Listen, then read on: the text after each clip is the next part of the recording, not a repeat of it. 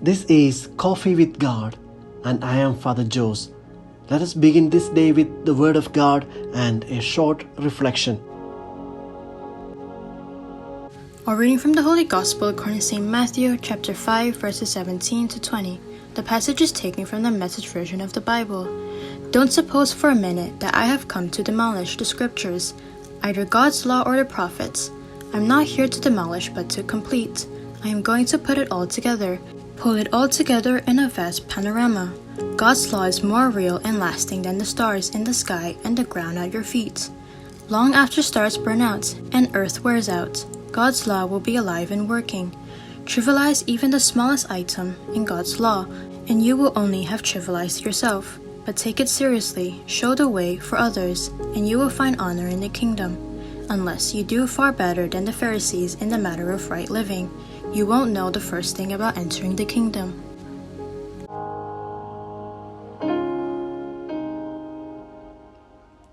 Reflections on the Gospel according to St. Matthew chapter 5, verses 17 to 19. The Gospel of Matthew is primarily written for the converts from the Jewish background.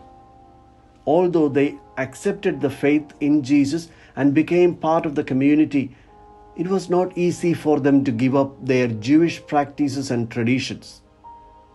Hence, we find both Paul and Matthew go out of their way to assure the Jewish converts that Christianity is not a rejection of Judaism, but rather it's a continuation and a development from Judaism. So, in today's passage, which continues the Sermon on the Mount, Jesus solemnly assures his listeners that he has not come to terminate the law, but to bring it to a higher level. To give a rough example, we could compare it to upgrading a computer by increasing its memory. It is still the same computer doing the same things, but better and faster. The vision of Jesus helps us to see the law of the Old Testament in a new light. The church in modern times calls us to be ready to move forward to new ways of understanding our faith and living it out.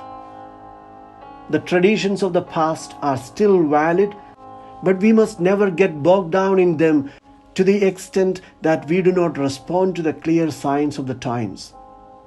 Traditions can be understood in two ways: either as a fundamental belief that existed from the very beginning, or simply a way of doing or understanding things which has been around for a long time.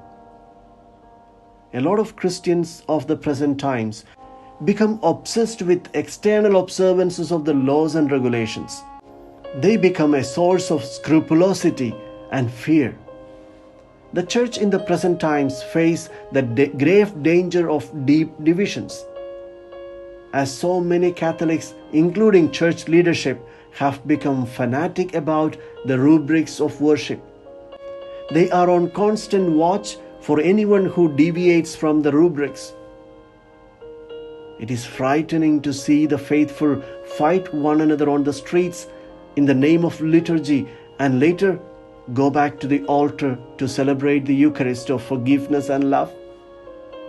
Many engage in heated arguments on the social media, discussing on the number of candles to be lit on the altar, whether or not to extend one's hands while praying the Lord's Prayer, whether to receive the communion in hand or on the tongue, the color of the shoes of the altar servers. The list goes on and on. In all things, our ultimate guide must be the law of love.